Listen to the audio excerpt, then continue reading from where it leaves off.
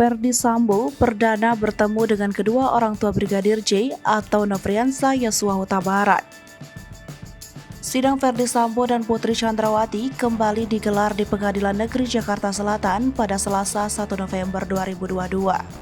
Dalam persidangan tersebut, 11 saksi dihadirkan, termasuk dari keluarga Brigadir J, seperti Samuel Huta Barat sang ayah, Rosti Simanjuntak sang ibu, Mahareza Rizky Huta Barat sang adik, dan kerabat serta keluarga hukum Brigadir J.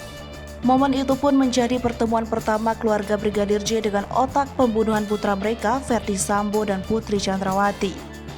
Dipertemukan dengan keluarga Brigadir J, Ferdy Sambo tampak menyampaikan permohonan maaf.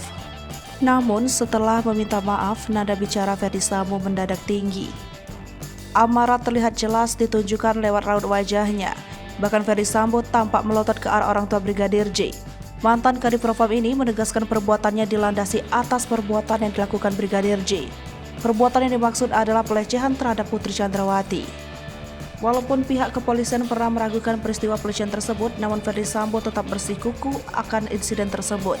Bahkan ia berani menantang pembuktiannya di persidangan. Lebih lanjut, Ferdy Sambo telah mengakui kesalahannya dan berserah diri pada Tuhan.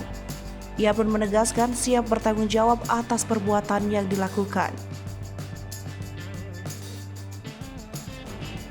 Saya sangat menyesal saat itu saya tidak mampu mengontrol emosi dan tidak jernih berpikir. Di awal lewat persidangan ini, saya ingin menyampaikan bahwa peristiwa yang terjadi adalah akibat dari kemarahan saya atas perbuatan anak bapak kepada istri saya. Itu yang harus saya sampaikan, nanti akan dibuktikan di persidangan.